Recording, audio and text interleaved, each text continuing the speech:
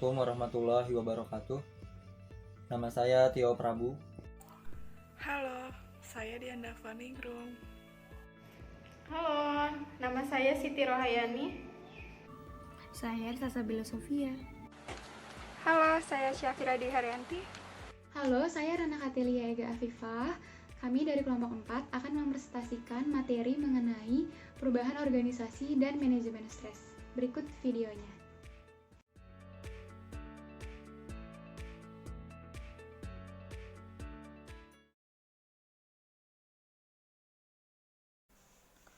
Perubahan organisasi menurut Robbins, orang yang bertindak sebagai katalis dan memikul tanggung jawab untuk mengelola kegiatan perubahan. Mereka adalah orang yang akan mengubah dan memberikan pengaruh yang sangat besar bagi perusahaan. Bisa dibilang agen perubahan adalah yang terpilih. Faktor penyebab adanya perubahan. Yang pertama, persaingan. Dalam hal ini, pesaing-pesaing organisasi dapat datang dari arah mana saja dan dalam bentuk apapun.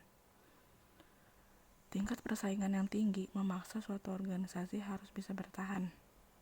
Adapun organisasi yang dapat bertahan dalam persaingan ini adalah organisasi yang dapat berubah dan menanggapi atau menjawab tantangan-tantangan yang dihadapinya. Organisasi dapat dengan tangkas melakukan inovasi secara kreatif, fleksibel, adaptif, dan sensitif terhadap lingkungannya. Yang kedua, kejutan ekonomi. Kondisi perekonomian yang berubah-ubah dan tidak dapat diprediksikan seperti yang terjadi dewasa ini, sewaktu-waktu akan dapat mengejutkan dunia usaha. Kejutan ekonomi ini wujudnya seperti anjloknya harga minyak dunia, kenaikan BBM, kelangkaan bahan pokok, dan jatuhnya nilai mata uang. Kejadian seperti ini akan memaksa suatu organisasi untuk berubah secara adaptif agar dapat menyesuaikan diri dengan keadaan. Pemangkasan jumlah tenaga kerja, penjadwalan ulang pembayaran utang, dan restrukturisasi organisasi dapat dilakukan untuk menghadapi persoalan ini. Yang ketiga, teknologi merupakan hal yang harus selalu diikuti oleh organisasi dalam rangka mengatasi persaingan. Perubahan teknologi harus dapat dijawab oleh organisasi untuk dapat terus mensejajarkan diri dalam persaingan. Jika tidak, maka akan dapat menghambat kinerja organisasi. Teknologi merupakan salah satu pendukung utama dalam meningkatkan produktivitas organisasi. Yang keempat, tren sosial. Perubahan keadaan sosial suatu tempat akan berimbas pada budaya masyarakat. Hal ini akan terus berlangsung seiring perkembangan zaman. Salah satu dampaknya adalah akan mempengaruhi kebijakan-kebijakan menyangkut ketenaga kerjaan yang merupakan bagian krusial dalam pengelolaan organisasi. Yang kelima, politik. Suatu organisasi harus dapat menyesuaikan diri dengan perubahan keadaan politik di mana organisasi itu berada. Dengan demikian, terhadap perubahan politik ini memaksa organisasi untuk berubah. Baik, yang selanjutnya ada penyebab perubahan ditolak. Yang pertama, penolakan organisasi terhadap perubahan. Pada tingkat organisasi, sumber-sumber penolakan biasanya terletak di dalam struktural organisasi itu sendiri, yang umumnya disebabkan karena faktor-faktor di samping. Faktor penolakan. Yang pertama ada inersia struktural.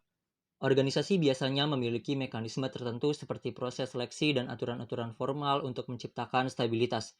Ketika organisasi dihadapkan pada suatu perubahan, maka inersia struktural ini bertindak sebagai kekuatan untuk menjaga keseimbangan yang mencoba mempertahankan stabilitas.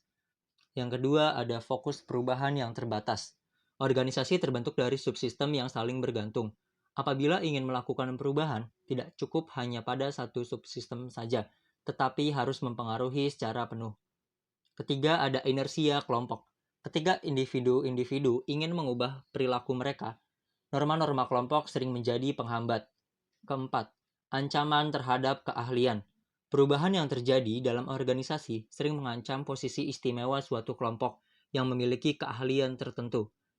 Yang kelima, ancaman terhadap relasi kekuasaan yang sudah mapan. Setiap redistribusi wewenang pengambilan keputusan yang seringkali mengancam relasi kekuasaan yang sudah lama ada di dalam organisasi. Keenam, ancaman terhadap alokasi sumber daya. Kelompok-kelompok dalam suatu organisasi yang memiliki kendali atau wewenang untuk mengalokasikan sumber daya dalam proporsi yang lebih besar sering menganggap perubahan sebagai suatu ancaman, sehingga mereka cenderung melakukan penolakan. Selanjutnya ada penolakan oleh individual. Penolakan yang bersifat individual karena berbagai alasan. Sebelum menerapkan, manajer perlu mengetahui mengapa orang-orang nampaknya menolak terhadap perubahan. Faktor penolakannya. Yang pertama, kebiasaan.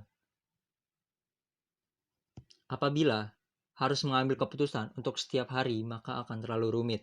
Dalam mengatasi kerumitan tersebut, manusia mengandalkan kebiasaan. Tetapi apabila dihadapkan pada perubahan, maka enggan untuk mengubah kebiasaan. Kedua, ada keamanan. Orang dengan kebutuhan yang tinggi akan keamanan cenderung menolak perubahan karena perubahan itu mengancam rasa aman. Ketiga, faktor ekonomi. Penolakan dari individu juga berasal dari kekhawatiran akan pengurangan penghasilan. Keempat, rasa takut terhadap hal yang tidak diketahui. Perubahan membuat segala sesuatu menjadi baru dan tidak pasti. Individu cenderung tidak menyukai ketidakpastian. Kelima, pengolahan informasi selektif. Individu membentuk dunia mereka menurut persepsi mereka masing-masing. Persepsi inilah yang membuat individu susah menerima perubahan. Individu cenderung membatasi diri dari informasi tentang perubahan agar persepsinya tetap benar. Baik, itu saja. Mengatasi penolakan dan pendekatan dalam manajemen perubahan. Cara mengatasi penolakan atas perubahan ada 8 cara. Yang pertama, pendidikan dan komunikasi.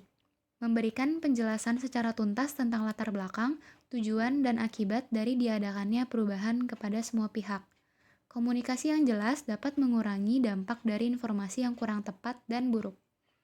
Kedua, partisipasi. Memberikan kesempatan kepada karyawan untuk turut berpartisipasi dalam proses perubahan, yang dapat mengurangi tingkat penolakan dari karyawan. Ketiga, memberikan dukungan dan komitmen. Dukungan dan komitmen perusahaan kepada karyawan sangat penting dalam proses perubahan, untuk meminimalisir rasa takut dan kecemasan dari karyawan. Yang keempat, membangun hubungan yang positif.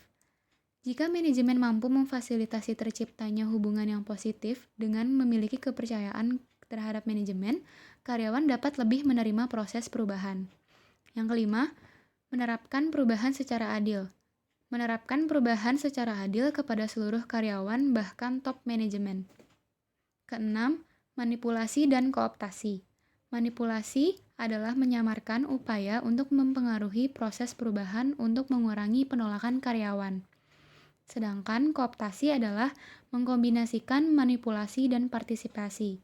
Kooptasi dilakukan dengan memberikan jabatan kepada pemimpin dari karyawan yang menolak perubahan agar mendapat dukungan. Yang ketujuh, merekrut orang yang menerima perubahan. Merekrut orang yang memiliki konsep diri yang positif dan toleransi resiko yang lebih besar agar lebih dapat menerima perubahan. Yang kedelapan, paksaan. Mengaplikasikan paksaan atau ancaman secara langsung kepada karyawan yang menolak perubahan. Pendekatan dalam manajemen perubahan organisasi menurut Lewin. Ada 3. Yang pertama, unfreezing. Upaya-upaya untuk mengatasi tekanan dari kelompok penentang dan pendukung perubahan. Kondisi yang sekarang berlangsung diguncang sehingga orang merasa kurang nyaman. Kedua, movement. Secara bertahap perubahan dilakukan. Mempengaruhi gerak perubahan yang terjadi pada sistem yang sedang tidak seimbang menuju arah yang diinginkan. Jumlah penentang perubahan mulai berkurang, sedangkan jumlah pendukung bertambah. Ketiga, refreezing. Jika kondisi yang diinginkan tercapai, stabilkan kondisi melalui aturan-aturan baru, sistem baru, dan cara pengelolaan organisasi yang baru. Tahap ini akan terjadi ketika pola perilaku sudah stabil. Model perubahan organisasi menurut Kotter. Pertama, menumbuhkan rasa urgensi. Kedua, membentuk koalisi yang kuat. Ketiga, menciptakan visi perubahan. Keempat, mengkomunikasikan visi perubahan. Kelima, memberdayakan lebih banyak orang untuk menjalankan visi perubahan. Keenam, ciptakan sasaran jangka pendek. Ketujuh, Terus membina perubahan yang telah diciptakan. Kedelapan, kukuhkan perubahan ke dalam budaya organisasi. Stres dan manajemen stres. Stres yaitu gangguan mental yang dihadapi seseorang akibat adanya tekanan. Tekanan ini muncul dari kegagalan individu dalam memenuhi kebutuhan atau keinginannya. Tekanan ini bisa berasal dari diri atau dari luar. Manajemen stres, suatu kemampuan menggunakan sumber daya dengan efektif dalam mengatasi gangguan atau kekacauan mental dan emosional yang timbul karena tanggapan atau respon. Manajemen stres bertujuan untuk memperbaiki kualitas hidup seseorang agar menjadi lebih baik. Di sini saya mempunyai tips manajemen stres, yaitu jangan membawa masalahmu ketika tidur, mengenal perubahan diri dan gejala stres dalam dirimu, memanfaatkan waktu dengan optimal sehingga tak ada celah untuk merasa stres. Saat stres melanda, itu artinya kamu perlu istirahat sejenak. Yang terakhir yaitu belajar untuk selalu bersyukur dengan apa yang sudah kamu miliki. Sumber-sumber potensial stres dipengaruhi oleh 3 faktor. Yang pertama, ada faktor lingkungan.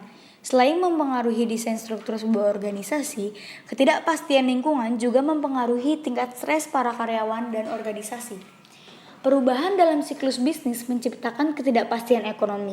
Misalnya, ketika ekonomi memburuk, orang merasa cemas terhadap pekerjaannya. Yang kedua, ada faktor organisasi. Banyak faktor di dalam organisasi yang dapat menyebabkan stres.